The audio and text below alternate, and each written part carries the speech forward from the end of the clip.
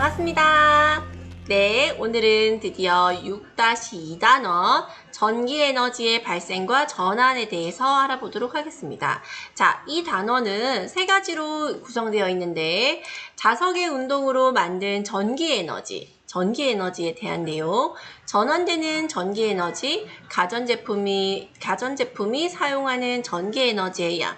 그래서 우리 집에 가전에 있는 가전제품의 전기에너지가 얼마나 쓰이는지 거기에 대해서 한번 알아보도록 하겠습니다. 우리 책에 이제 국가에서 정해주는 성취 기준이 있는데요. 선생님이 한번 읽어주겠습니다. 자석의 운동으로 의해 전류에서 발생하는 현상을 관찰하고 역학적 에너지가 전기 에너지로 전환됨을 설명할 수 있다. 역학적 에너지가 여기서 안 나오는 게 아니고 이제 운동 에너지가 어떻게 전기 에너지로 바뀌는지 거기에 대해서 한번 알아보고요.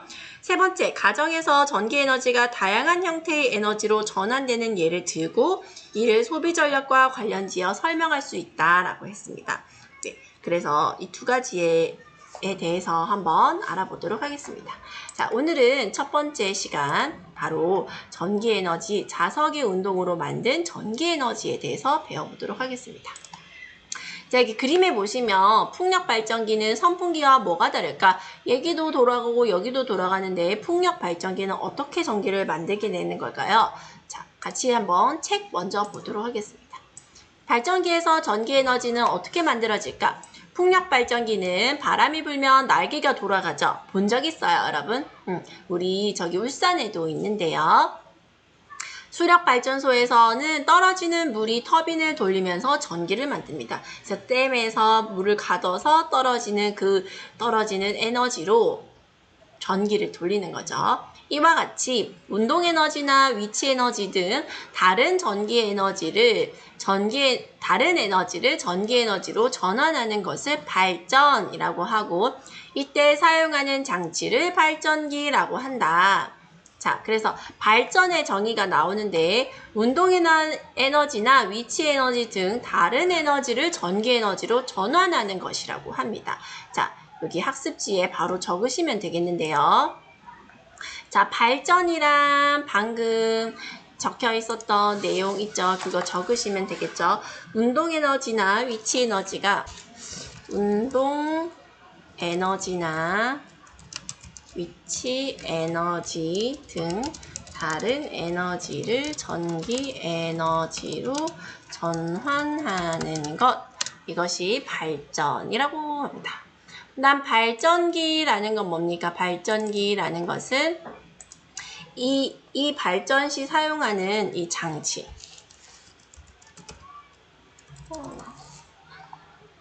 발전 시 사용하는 장치.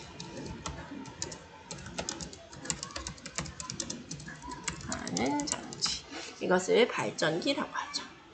그래서 발전기에 어떤 게 있는지 발전기를 만들어 볼 수가 있대요. 어떻게 만들어 보는 건지 여기 나와 있는데요.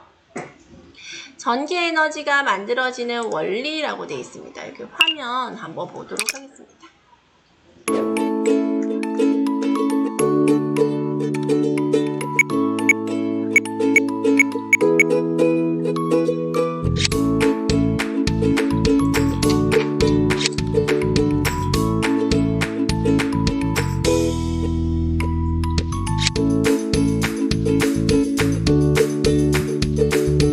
뭐를 돌리니까 불이 나네요. 뭘 따깍따깍 하니까 또 불이 오고, 자석의 운동에너지가 전기에너지로 전환되어 손전등에 불이 켜지는 건데요.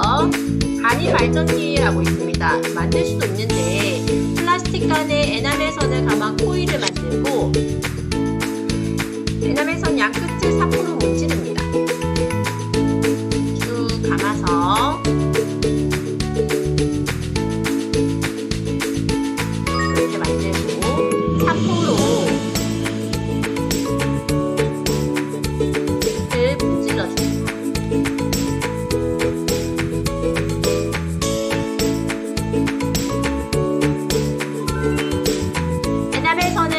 다이오드의 양 끝에 각각 연결합니다. 우리가 LED라고 하죠.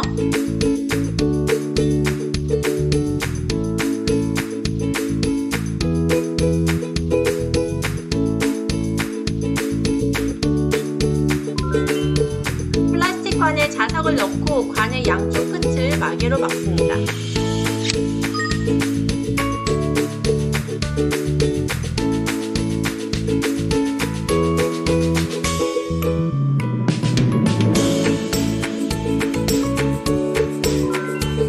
플라스틱 관을 흔들면서 발광 다이오드를 관찰합니다. 자, 흔들면 여기 안에 자석이 왔다 갔다 할 거 아니에요, 그죠? 불이 켜집니다.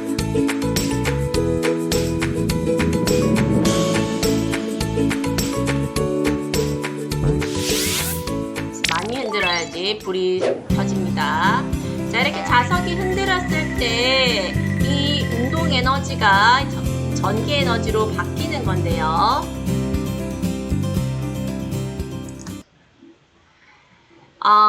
실제로 진짜 이렇게 되는데 뭐 잘 불이 막 건전지 넣어서 하는 것처럼 많이 만들어지진 않지만 어쨌든 이렇게 간이 발전기를 우리 손으로 직접 만들 수가 있습니다. 자, 그래서 전기 에너지가 만들어지는 원리는 바로 어떤 원리라고 하냐면 정전기 유도라고 합니다. 들어보셨는지 모르겠지만 그 자석에는 전자기력이 생기죠. 그 전자기력과 그 다음에 그 전기, 그 코일에서 나오는 그 전류를 유발시켜서 전류가 흘러야 발광 다이오드가 불이 켜질 거 아니에요?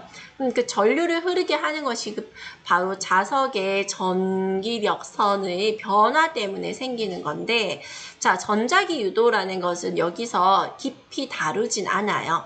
깊이 다루진 않지만 참고로 한번 보실 수 있는 영상이 유튜브에 있습니다. 그래서 그것을 선생님과 함께 보면 좋을 것 같은데 그거는 우리 여기 끝나고 보도록 하고 학습지 먼저 확인을 해 보도록 하겠습니다.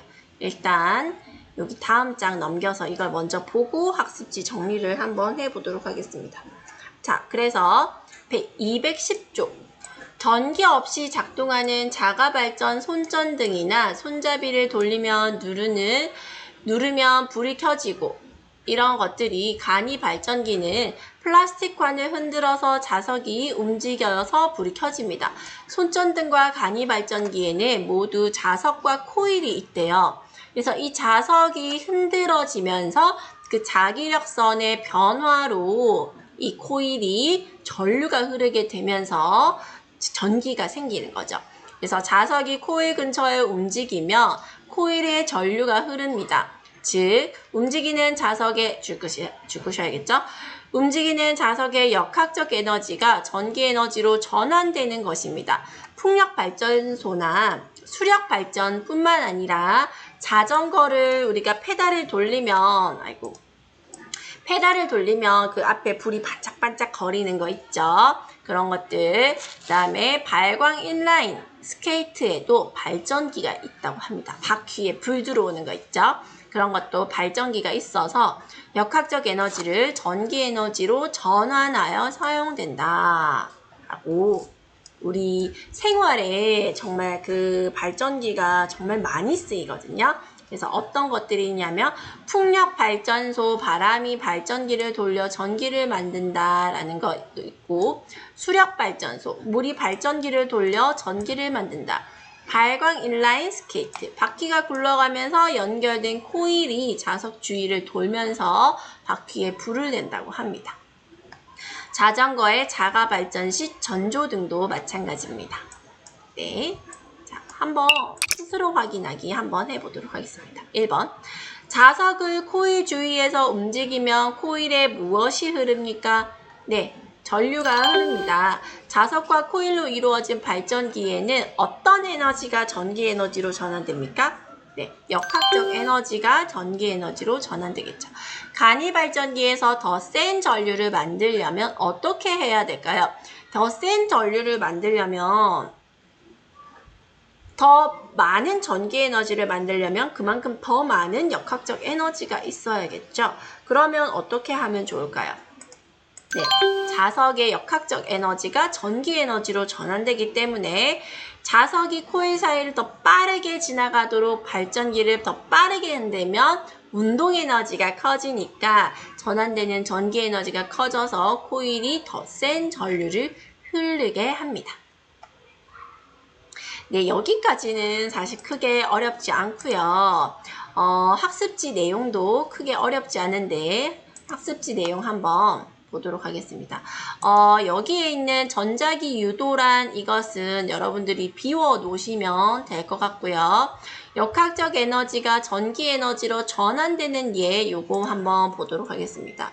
네, 풍력발전소, 우리 책에 있었던 수력발전소, 손전등, 전조등, 발광 인라인 스케이트. 보기 딱 5개네요. 네, 여러분들 예시를 꼭 알아두시고 문제 한번 풀어보도록 하겠습니다. 1번. 운동에너지나 위치에너지 등 다른 에너지를 전기 에너지로 바꾸는 것을 뭐라고 합니까? 네, 뭐라고 하죠? 뭐라고 하죠? 이게 없네요. 뭐라고 하죠? 네, 발전이라고 하죠. 발전소, 발전.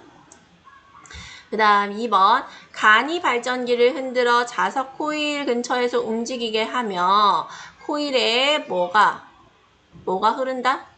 바로 전류가 흐른다라는 것을 알 수 있습니다. 전류가 흐른다. 그 다음 3번, 간이 발전기에서는 어떤 에너지가, 그쵸, 역학적 에너지가 무슨 에너지로 전환됩니까? 네, 전기 에너지로 전환됩니다. 전기 에너지로 전환된다. 그 다음, 그림은 전지 없이 손잡이를 누르며 불이 켜지는 휴대용 전등이다.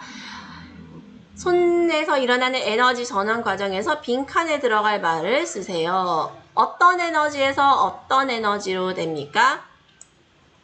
그렇죠. 역학적 에너지가 전기 에너지로 되고요. 이 전기 에너지가 즉 빛을 내니까 무슨 에너지? 빛 에너지라고 쓸 수 있겠죠. 빛 에너지로 다시 전환되는 에너지 전환의 예. 그 다음 5번. 자전거의 자가 발전식 전조등에 대한 설명이다. 빈칸에 들어갈 알맞은 말을 쓰시오 라고 했습니다. 자전거 바퀴가 굴러가면서 바퀴에 연결된 발전기 바퀴를 돌린다. 이때 발전기 바퀴와 연결되어 있는 자석이 코일 근처에서 움직이면서 역학적 에너지가 무슨 에너지로 전환됩니까? 전기 에너지로 전환되어 있죠. 전기 에너지로 전환되어 전조등이 켜진다라고 할 수 있습니다. 네, 여기까지가 발전에 대한 설명이었고요. 이제 다른 유튜브에서 선생님이 가져온 건데 전자기 유도에 대해서 쉽게까지는 아니지만 설명이 되어 있어요.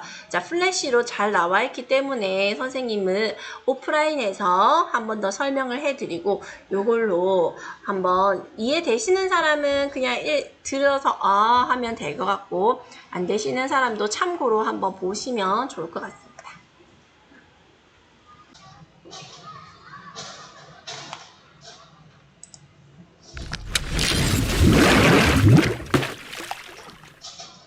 현대인에게 전기는 없어서는 안 될 에너지입니다. 이런 전기를 얻는 방법은 다양한데 프로펠러를 돌리거나 떨어지는 물을 이용하거나 아니면 원자력 에너지를 이용하거나 아니면 어쨌든 이런 전기 에너지를 얻을 수 있는 장치를 발전기라고 합니다.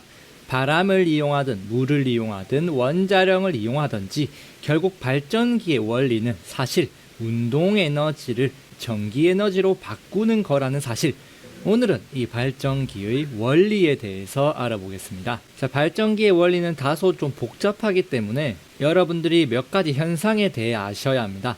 첫 번째로 자석 주위에는 자기장이라는 것이 발생한다는 사실을 아셔야 합니다. 철이나 또 다른 자석을 끌어당길 수 있는 자기력이 작용하는 이런 공간이 있습니다. 이 공간 안으로 들어오면 자석의 힘을 받게 됩니다. 이 공간이 자기장입니다. 즉 자석은 이런 자기장을 가지죠. 두 번째는 전류가 흐르는 전기가 흐르면 그 물체 주위에는 자기장이 형성이 되는데 마치 하나의 자석 같다고 생각하시면 됩니다. 사실 정확한 설명은 아니지만 오늘은 이렇게 알아두시면 이해에 도움이 되실 거고, 정확한 설명은 위에 나오는 영상을 참고하시기 바랍니다. 자, 이것은 코일이라는 건데 이렇게 돌돌돌 말아서 전선을 감아 놓은 것입니다. 자, 이 코일에다가 전류계와 연결시켰습니다. 이 전류계는 전선에 전류가 흐르게 되면 이 바늘이 움직이는 장치입니다. 자, 지금 이 상태에서는 전류가 흐르지 않습니다. 전지가 있는 것도 아니니까 전류가 당연히 흐를 수 없죠.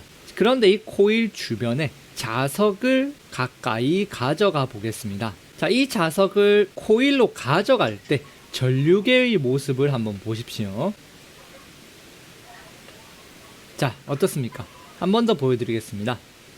자석을 가까이 다가가니 전류계가 움직였고 자석이 멈추니까 전류계의 바늘이 다시 돌아오는 것을 볼 수 있습니다. 자석이 다가가니까 전류가 흘렀다는 사실을 알아낼 수 있죠. 자석이 멀리서 다가오니까 전류계가 움직였다는 사실로부터 전류가 흘렀다는 것을 알 수 있는 것입니다. 어떻게 이것이 가능할까요? 앞에서 말했듯이 전류가 흐르는 물체는 자석처럼 행동한다 했습니다. 즉 전류가 흐르면 주변에 자기장이 생긴다는 것과 똑같은 얘기인데, 이것은 반대도 가능합니다. 자기장이 생기면 그 주변에 전류가 발생할 수 있습니다. 발전기는 이 현상을 이용한 것입니다. 자기장에 의해 전류를 발생시키는 현상을 이용한 건데, 자석 주위에는 자기장이 있습니다.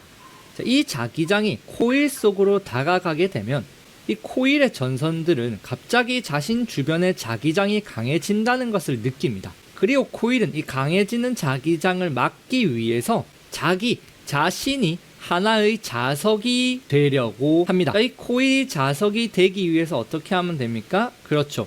전기가 흐르면 되는 것입니다. 이 코일은 다가오는 자석을 막기 위해서 자기 자신이 자석이 되기 위해 전류를 흘립니다. 전류는 이런 화살표 방향으로 흐르게 되는데, 이렇게 코일은 자석이 다가오면 전류를 흘려서 하나의 자석이 됩니다. 자, 이렇게 하나의 자석이 된 코일은 위쪽이 N극, 아래쪽이 S극이 되는데, 위쪽이 N극이니까 다가오는 N극을 밀어내는 힘을 작용할 수 있는 것이죠. 실제로 이 실험을 직접 해보면 이 자석을 코일 속으로 집어넣을 때 그 방해하는 힘을 느낄 수가 있습니다. 자, 자석의 움직임이 멈추자마자 전류는 사라지게 됩니다. 즉, 이것을 통해 알 수 있는 것은 코일에 전류가 흐르려면 바로 자기장이 변할 때만 흐른다는 것을 알 수가 있죠. 즉, 자석이 움직이지 않으면, 즉 자기장의 변화가 없으면 전류는 흐르지 않습니다. 즉, 자석이 움직일 때만 자기장의 변화가 생기고 전류가 흐른다는 얘기죠. 자, 이번에는 자석을 멀리 가져가 보겠습니다. 자석을 멀리 가져가게 되면 코일은 또다시 자기장이 약해진다는 자기장의 변화를 느끼고 이것을 막으려고 합니다. 즉, 약해지는 걸 막으려고 하니까 또 코일은 전류를 흘러가지고 하나의 자석이 됩니다. 그러면서 아까와는 반대의 방향으로 전류가 흐르면서 위쪽이 S극, 아래쪽이 N극이 되게 하여서 이 N극의 자석을 다시 잡아 당기려고 하죠. 역시 멀어지다가 자석의 움직임이 멈추면 전류는 바로 사라지게 됩니다. 즉, 이것이 발전기의 원리인데, 자석을 움직여서 전류가 흐르게 만드는 것입니다. 이것은 자기장이 변하게 되면 전류가 흐른다는 사실을 이용한 것인데, 이것을 전자기 유도라고 줄여서 부르게 됩니다. 결국 발전기는 이 전자기 유도 현상을 이용하여서 전기를 발생시키는 것입니다. 이번엔 자기장의 방향을 나타내어서 좀 더 깊이 있게 살펴보겠습니다. 자기장의 방향을 화살표로 나타낼 수 있는데, 자기장의 방향은 N극으로부터 나와서 S극으로 들어가는 방향입니다. 그래서 자기장의 방향을 화살표로 그리면 화살표가 향하는 방향이 바로 N극의 방향이라고 보시면 됩니다. 이렇게 하면 코일에 전류가 흐를 때 코일의 전류의 방향에 따라 위쪽이 N극인지 S극인지 알아낼 수가 있습니다. 이것을 쉽게 알아내려면 오른손 법칙을 이용하면 되는데, 오른손 법칙을 이용하면 코일의 전류 방향을 알아낼 수 있습니다.